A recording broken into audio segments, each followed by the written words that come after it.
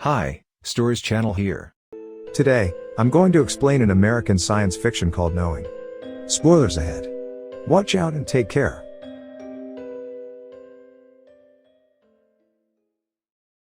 In 1959, a small girl, a recluse called Lucinda, is in school. It's playtime. But she is away from the other kids, with voices whispering around her. Their teacher, Miss Taylor, comes to call off the play break. She had to call Lucinda separately because she wouldn't budge. Next, the teacher is in front of the class. She reminds them that tomorrow is the school's official opening day. She tells them that the school celebrates its opening with a competition, in which students draw a picture of what they believe will happen in the future.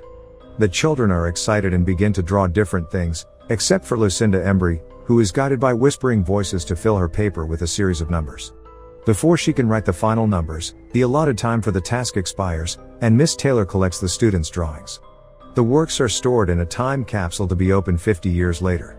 The next day, on the opening of William Dawes Elementary School, the principal welcomes everyone and announces the burial of the time capsule. 50 years from now, their descendants will dig this time capsule up. After the time capsule was buried, Miss Taylor notices that Lucinda has gone from where she was. The staffs begin calling her name, looking for her within the school. Miss Taylor goes down a staircase and hears some noise behind a door. On opening the door, she finds frightened Lucinda with blood on her hands. She had written some things on the door with her fingers. This is the remaining numbers that she hasn't finished writing the day before. She looks very scared, and asks the teacher to make the whispers stop. Fast forward to 50 years later, the movie's present day. An astrophysicist, John, finds it difficult to control his depression after losing his wife. He has trouble believing that there's meaning in life after his wife has died in a fire accident. He also has a son, Caleb, who also struggles to move on. The next morning, at Caleb's school, the current principal announces the unveiling of the 50-year-old legacy, the time capsule, that was buried 50 years ago. She calls on old Miss Taylor, the same teacher from 50 years ago, to do the honors. The capsule is opened and the children each receive an envelope. Caleb receives the letter from Lucinda, and opens to find numbers on the paper instead of drawing like everyone else. While staring at the paper, he begins hearing whispers from everywhere, and notices a figure standing far away from the school, but it's gone when he checks again. At home, Caleb tries to ask permission to go to a friend's place for a sleepover. While talking, his dad notices the paper from the school and queries him about it. He wasn't supposed to bring it home. Once John puts Caleb to bed, he starts to get curious about the list of numbers himself. He accidentally puts a whiskey glass on top of it, and it makes a circle around specific numbers. He puts a set of numbers on a whiteboard and he quickly realizes that this means September 11, 2001, of course being the attack on the Twin Towers in New York City which killed 2,996 people, lining up perfectly with these numbers. Certain that this is just a coincidence, he puts all the numbers on the whiteboard and investigates further. He figures out that the list is full of similar things. Dates, years, and lives lost at specific tragic events such as explosions, crashes, earthquakes, hurricanes, etc. These are all listed in the order that they would have happened since 1959. He uses red circle for the date of the tragedy, and blue for the death count. But there are some uncircled numbers that he can't quite figure out what they mean. So the next day, John talks to a colleague, Phil, about the numbers on the paper. He explains that every set of numbers matches a major disaster in date and lives lost, and the predictions of the numbers have been consistent. Even the date his wife died was also there. John tells him there are 3 sets of numbers that hasn't happened yet, and one of them showing 81 people would die somewhere tomorrow. Phil refuses to believe because it's too crazy to be true, and thinks that the numbers are just coincidences, as there are also uncircled numbers on the paper that apparently has no meaning. He suspects that someone may be playing a joke on John. John begins to search for more details. He goes to Miss Taylor, who was Lucinda's school teacher back in 1959, when the time capsule was buried. He wants to verify the authenticity of the letter. Miss Taylor confirms that this is the original, and tells John about Lucinda scratching on the door after the burial of the capsule, and the weird circumstances surrounding it. John expresses his desire to meet Lucinda, but it turns out that Lucinda had passed away due to a drug overdose several years ago. At home, while trying to get some contacts over the phone, he sees a couple of strange men pull up to the yard in a car. Caleb goes up to the car, and the strange men give Caleb a rock without actually saying anything to him, which of course freaks John out. He reminds him to stay away from strangers and sends him inside the house. While searching through the net about Lucinda's death, his sister, Grace, startles him. Grace wants John to visit his family because he hasn't talked to his father for a very long time. But he refuses. John has a difficult relationship with his parents due to them being extremely religious, and John is an atheist. The next day, on his way to pick Caleb up from school, John is stuck in traffic.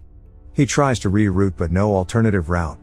Looking at the coordinates on his GPS, he realizes that the uncircled numbers he couldn't figure out on the list earlier are in fact coordinates of all the locations where the tragedies will happen, and he is exactly at that location. He leaves his car to find out why the road is blocked. While talking to the police, the prediction happened: an airplane falls to the ground, several people burn and die while he tries to help. He goes back home while still having trouble believing what just happened. John goes online to search about the accident only to find the report stating that 81 people have died. At night, a strange man walks into Caleb's room. Caleb wakes up and the stranger shows him a revelation of everything being destroyed, while the animals are running for their lives. Caleb screams. His father runs into the room and carries him from the floor. John sees a strange man through the window while holding him up, and runs out looking for him, but he's gone. The next morning, John and his son trail a woman and her daughter to the museum. At the museum, he meets the woman and they introduce themselves. She's Diana, Lucinda's daughter. John later explains to her that he followed her to ask about her mother. Diana becomes upset at the mentioning of Lucinda. He explains that Lucinda's prediction had come true and only 2 remaining, and the last one will happen 3 days later, on October 19th, and 33 people will die. He needs her help. However, Diana leaves with her daughter Abby, saying she cannot help him. At home, there is news of a possible terrorist attacks. John searches the location of the next disaster using the GPS coordinates.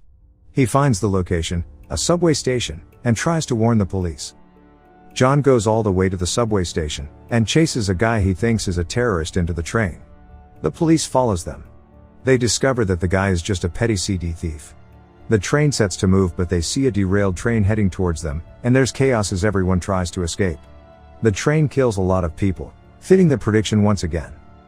The next scene shows the survivors including John coming out of the debris, and the police and fire department trying to help. Returning home, he is surprised to see Diana and her daughter waiting for him. She proceeds to tell John that the last disaster left on the list is on October 19th, the same day Lucinda said she's supposed to die. Diana didn't want to talk with him about it in the first place because she hated the idea of knowing when one would die.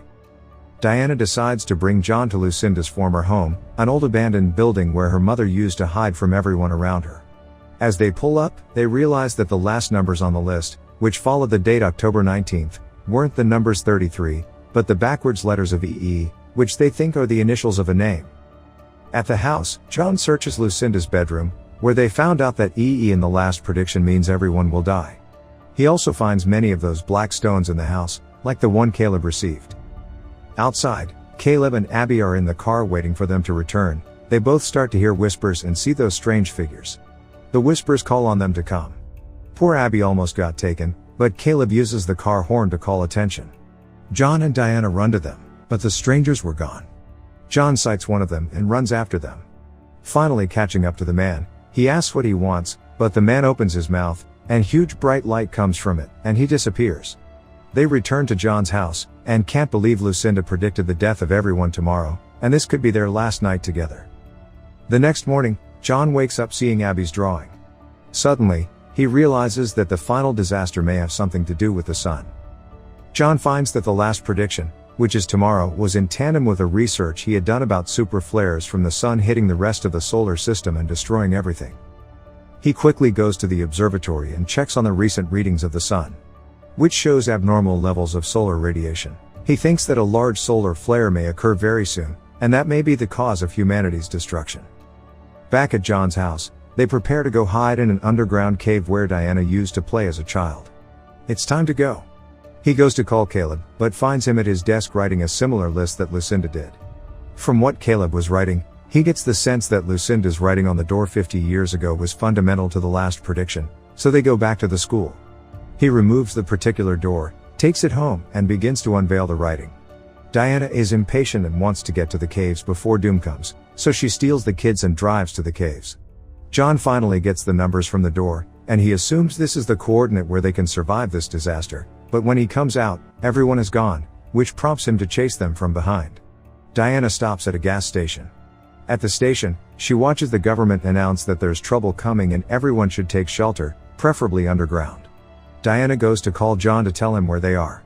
John tells her that the safe haven might be at Lucinda's old home according to the coordinates, but she's scared and refuses to go there. While still on the phone, the strangers steal her car with the kids inside. She also steals a car, and tries to follow them, but runs into a half-truck. She breaks her neck, and later dies in front of John, at exactly 12 midnight according to her mother's prediction. John drives to Lucinda's abandoned home, and follows a car-ridden path into the bush. He finds many of those black stones there. Finally, he sees one of the strange men and threatens to shoot. Caleb stops him and tells his father that the strangers have been protecting them this whole time, and that they must go with them in order to be saved. It turns out that they were the ones who sent the messages about the major disasters trying to save humanity from being completely destroyed. They then reveal an ark up in the sky. John is astonished. It's time to go. But the strangers will only allow the children go with them. Only the chosen must go. Caleb cries. Caleb and his father say their last goodbyes. And the men turn to shining bodies, and the ark leaves. Up in the sky, many of such ark had come to several other places on earth, they are also leaving. John wakes up in the morning on that ground. He navigates the now rowdy city to his family house. His sister meets him with a hug and he tells her, Caleb is safe. He enters the house and hugs his father, then his mother and his sister joins for a group hug. The sun flare starts to destroy everything, and takes them too in their group hug. As the movie ends, the ark drops the children at different places and goes away. Caleb and Abby run through the field towards a huge tree. Now, for the explanation. At the end of the movie, the beings who have been whispering into Lucinda's and Caleb's ears finally reveal themselves as a more evolved alien race, who have been selecting few humans and animals to save from the imminent destruction of the planet. Since there were other spaceships leaving the Earth, it's possible that these humanoids whispered the same messages to other people around the world. So, why were only the children taken? Aren't children too young to take care of themselves? We can assume that the other children were children with various types of knowledge and skills. Maybe the Whisper people chose some specific children who would be great at working together. They took children because they wanted a fresh start. Adults would just go to the new planet and try to recreate what they had on Earth and end up destroying the planet. Children are more of a blank canvas, and will have a more open mind as they grow older, and learn to understand why the aliens do this. It's also entirely possible the aliens don't simply leave the children there to fend for themselves. It's possible they stay in the skies and observe, and then come down to the planet to teach the kids how to build and how to survive. That's my explanation for the movie. Subscribe for more videos like this. Turn on the notifications and leave a like to help the channel out. Thank you for watching.